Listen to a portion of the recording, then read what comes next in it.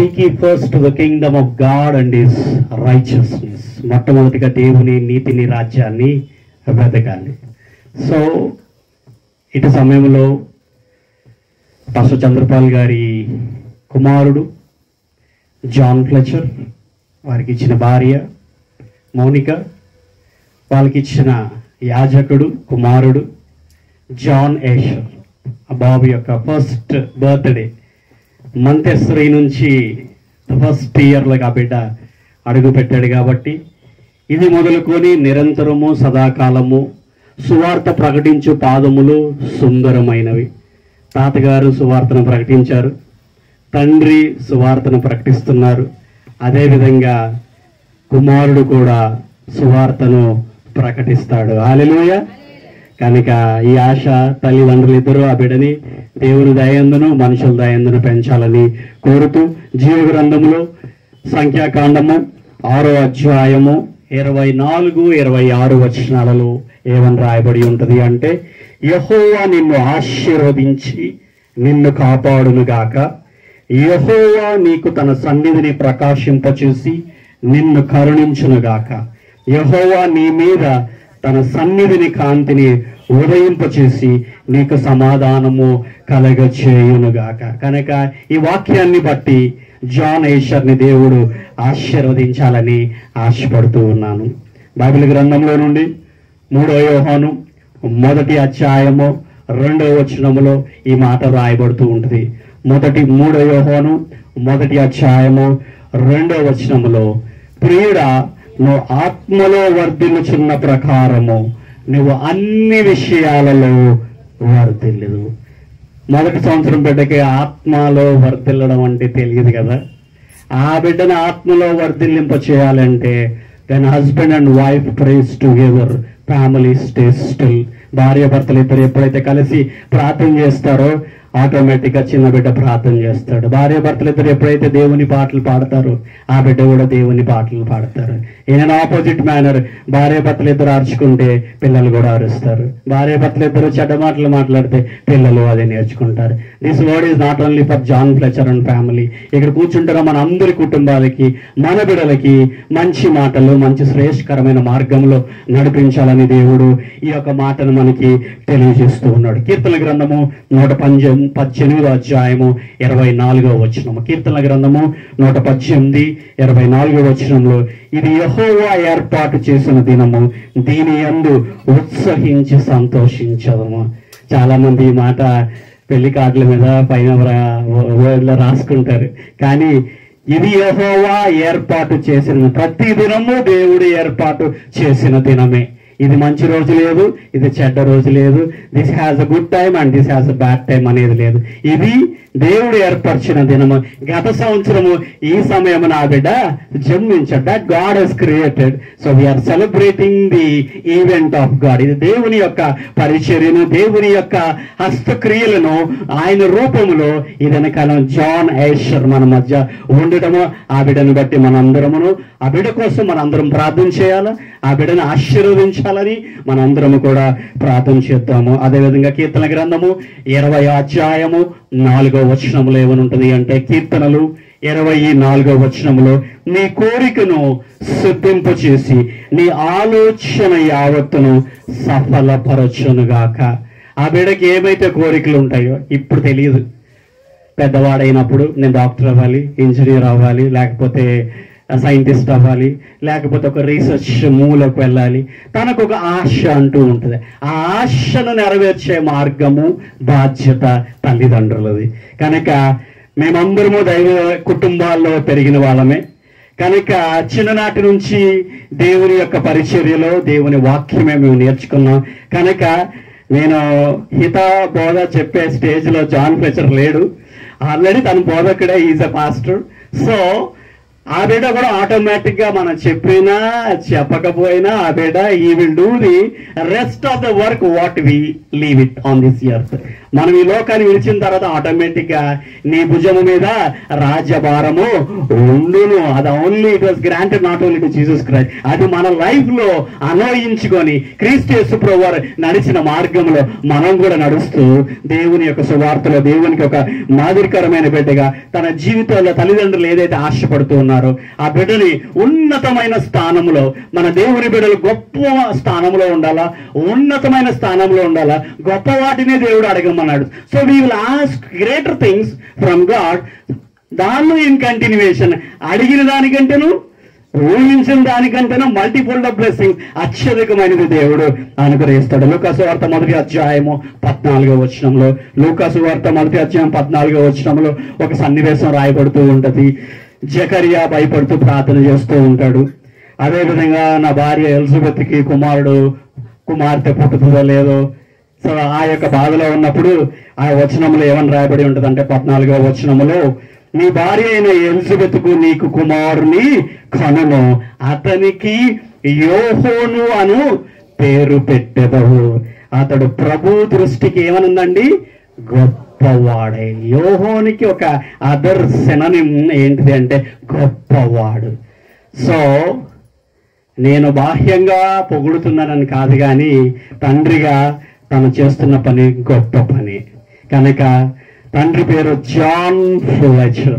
So అందులో యోహోన్ ఉంది. దేవుడు నిన్ను గొప్పవాడిగానే చేస్తున్నాడు. ఒక టైటిల్ అవసరం లేదు. We are already entitled as the greatest gifts for God and we need to live for God. యోహోను గొప్పవాడిగా రాయబడుతున్నది. అలాగా తల్లిదండ్రులు బిడ్డలకి ఏం పేర్లు పెట్టాలనుకున్నప్పుడు మా అత్తమామ గారు మంచి పేరు పెట్టారు, జాన్ ఫ్లెచర్. కుమార్తెకి యూనిస్ రిడ్లీ ఎవరికి ఎక్కడికి వెళ్ళిన పేర్లు నోటి తిరగట్లేదండి అని అంటున్నారు. అంత మంచి గొప్ప పేర్లు పెట్టారు. దేవునికి అది కృతజ్ఞత వందనములు.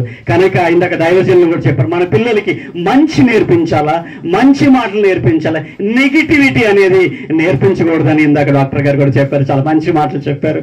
కనుక మన బిడ్డల్ని ఎప్పుడు తృణీకరించకూడదు, మన బిడ్డల్ని ఎప్పుడు తిట్టకూడదు. అంటే మంచి మార్గంలో నడిపించాలి, కానీ దాన్ని సరైన రీతిలో కరెక్ట్ చేయడం అనేది మన బాధ్యత. ఇక్కడ యోహోను ప్రభు దృష్టిలో గొప్పవాడిగా ఉన్నాడు. ఇన్ కన్క్లూజన్ లో లాస్ట్ ఫైనల్ వర్డ్స్ లో జాన్ వచ్చాడు. మరి జాన్ లో నుంచి ఎవరు రావాలి? యాషర్ రావాలి. జాన్ ఏషర్. ఈ వచనంలోకి ఆది కాండము 49వ అధ్యాయము 20వ వచనంలో, ఆది కాండము 49, 20 వచనంలో ఏమని ఉంటుందంటే, యాకోబు ఆషేరును ఆశీర్వదించాడు. ఆషేరును వద్ద శ్రేష్టమైన ఆహారము కలదు, రాజులకు తగిన మధుర పదార్థములు అతడు ఇచ్చును. ఎంత గొప్ప ఆశీర్వాదంతో ఆశీర్వదింపబడ్డాడు. ద్వితీయోపదేశకాండము 33వ అధ్యాయము 24, 25 వచనములో, ద్వితీయోపదేశకాండము 33వ అధ్యాయము 24, 25 వచనం ఎంత క్లారిటీగా ఉండదంటే, the most blessed son is Asher. ఆ వచనం ఏమనుంటుందంటే, ఆషేరును గూర్చి ఇట్లయినను ఆషేరు తన సహోదరులందరికంటే ఎక్కువగా ఆశీర్వదింపబడును. అతడు తన సహోదరులందరికంటే కటాక్షము నొందును, తన పాదములకు తైలముతో. సో ఈ వచనాలన్నీ ఏం తెలియజేస్తున్నదంటే, ఉన్న వారందరిలో, సహోదరులందరిలో అందరికంటే ఆశీర్వదింపబడిన వాడు. సో ఆశీర్వదింపబడినాడు. జాన్ అంటే గొప్పవాడు. ఇప్పుడు కుమారుడు గొప్పగా ఆశీర్వదించబడుతున్నాడు. జాన్ యాషర్ గొప్పగా ఆశీర్వదింపబడుతున్న కుమారుడు దేవుడిచ్చినందుకు. ఈ ఒక ఈవెంట్ ఇప్పుడు జరుగుతుంది అంటే మిమ్మల్ని అందరినీ పిలవాలని, అదేవిధంగా ఒక కేక్ కట్ చేయాలని, మనందరూ సంతోషంగా భోజనం చేయాలనేది ఒక ఎయిమ్ ఒకటే కాదు, ఆ బిడ్డను గొప్పగా ఆశీర్వదించాలని. ఎలాగ ఆశ్చర్యగోత్రమా ఆశీర్వదింపబడిందో తాత చేసిన మోకాల కన్నీటి ప్రార్థన. ఇక్కడ ఉన్న వాళ్ళందరూ ఆయన మార్గం నడిచిన వాళ్ళే. ఇప్పుడు కుమారుడు రాజ్యభారాన్ని మోస్తూ ఉన్నాడు. ఆ వెనక వాళ్ళ మేము ఇన్పుట్స్ అటు ఇటు ఇస్తూ ఉంటాం. కనుక next generation John Asher is going to live for God. In finally Asher, ASHER. వాక్యం చెప్పమన్నారు, ఏం చెప్పాలి అని మొన్నంతా కూర్చొని రాసుకుంటూ ఏం చెప్పాలి. యాషర్ అన్న యొక్క పదానికి A for adaptable, A for this only mainly for the parents and all the people. Adaptable అంటే మత్తయి వార్త 7వ వచనంలో ఏమనుంటుందంటే, అడుగుడి మీకు ఇవ్వబడును, తట్టుడి దీయబడును, వెదకడి దొరుకును. సో దేవుడిచ్చే దాని కొరకు అడాప్ట్ అవుతూ ఉంటాడు. జాన్ యాషర్లో A is adaptable. Second line word is S. S stands for spiritual. Asher ఆత్మలో ఎదగాలి అని మత్తయి 6:33లో seek ye first the kingdom of God and his righteousness and all these things shall be added unto you. ఆత్మీయ రీతిగా మొదటి స్థానాన్ని యాషర్ని పెంచాలని ఆశపడుతూ ఉన్నాను. యాషర్లో H stands for hard working, కష్టపడి పని చేయడం. మొదటి యోహాను 4:4 ఈ మాట వ్రాయబడుతూ ఉంటుంది అనమాట. చిన్నపిల్లలారా, మీరు దేవుని సంబంధులు, మీలో ఉన్నవాడు లోకంలో ఉన్నవాడి కంటే గొప్పవాడు గనక మీరు వారిని జయించి ఉన్నారు. సాతాను శక్తులన్నిటి నుంచి జయించుటకు, ప్రార్థనలో జయించుటకు, కుటుంబంలో జయించుటకు, తన ముందున్న సేవాభారంలో ప్రతి అడుగులో జయించుటకు మొదటి దినము నుంచి ఆ బిడ్డని ప్రతిష్ఠిత చేయించు. Hard working in the worldly works, hard working for the spiritual works. Being a pastor is not so easy. సంఘం నడిపించడం అనేది నాట్ సో ఈజీ. నేను ఆల్మోస్ట్ 42 దేశాలు తిరిగాను. అందులో ఒక దేశంలో అయితే కనీసం రోడ్డు మీద నడవాలన్నా కూడా కష్టపడాలన్నమాట. కష్టపడుతూ వెళ్ళి నేను సోని సేవ చేసిన సంవత్సరాలు కూడా ఉన్నాయి. So doing ministry is not a master piece. Doing ministry should have a piece of mind. దేవుడు నువ్వు దేవునికి సమర్పించుకోవడం అనమాట. ఈ కుటుంబం దేవునికి సమర్పించాలని. They have to do the hard work for God and God will do the rest of work for them.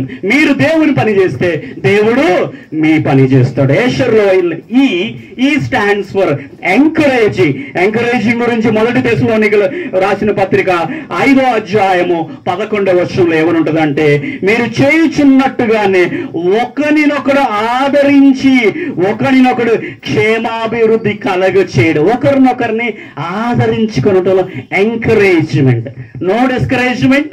చిన్న తప్పు చేసిన వెరీ గుడ్, తక్కువ మార్కులు వచ్చిన very good. Let me have the encourage Asher. అదేవిధంగా ఆత్మలో కూడా ఇక్కడ ఉన్న బిడ్డలందరూ ఎంకరేజ్ అవ్వాలని ఆశపడుతూ last letter Asher stands for R. R is going to rejoice. Rejoice in the Lord always. And again I say rejoice. Philippians 4:4 Philippi రాసిన పత్రిక 4:4 ఏమనుండదంటే, ఎల్లప్పుడూ ప్రభువునందు ఆనందించుడి. మరలా చెప్పుదును ఆనందించుడి. మరి అందరూ ఆనందంగా ఉన్నారా? So all are happy for Chandrapal గారు, సుభాష్ నత్తయ్య గారు అండ్ వారికి ఇచ్చిన కుమారుడు జాన్ ఫ్లెచర్ అండ్ మౌనిక, వారికి ఇచ్చిన కుమారుడు John Asher. ASHER. Adaptable, spiritual, hard working, encourage and rejoicing for the Lord always. పరిశుద్ధమైన దేవ, నీ పరిశుద్ధమైన నామమునకు వందనములు, స్తోత్రములు చెల్లించుకొంచున్నాం. జాన్ యాషర్ని నువ్వు అభిషేకించు, ఆశీర్వదించు. నాట్ ఓన్లీ హిస్ బర్త్డే, మా లైఫ్లో అందరికీ బర్త్డేస్ వస్తాయి. నీవు పేరు పెట్టి పిలువబడి ఉన్నావు కనుక ఒక్కొక్కరికి ఒక్కొక్క పేరు. నా పేరులో ఉన్న అర్థం ఏంటి దేవా? నా పేరుకు తగిన జీవితాన్ని నేను దేవుని కొరకు జీవిస్తున్నానని జ్ఞాపకం చేసుకుంటూ చిన్నవాడిగా ఎదుగుతూ ఫస్ట్ బర్త్డే జాన్ యాషర్ జరుపుకొని చుండగా నాయన ఆ బిడ్డ 100 అంతలుగా ఫలిస్తూ ఆరోగ్యమందును, ఆయుష్నందును, బలమునందును, శక్తి అందును, ఆత్మయందును అటు సంఘమునకును కుటుంబమునకు మాదిరికరంగా ఆ బిడ్డను తల్లిదండ్రులు మొదటి అడుగు నుంచి పెంచుతూ ఉన్నారు. పెంచినట్లుగా సహాయం చేయండి. ఇక్కడ కూడి వచ్చిన ప్రతి బిడ్డల్ని, దైవజనుల్ని, కుటుంబస్తులందరినీ అభిషేకించి ఆశీర్వదించాలని కోరుతూ అతి పరిశుద్ధ నామమున వేడుకొంచున్నాను దేవా.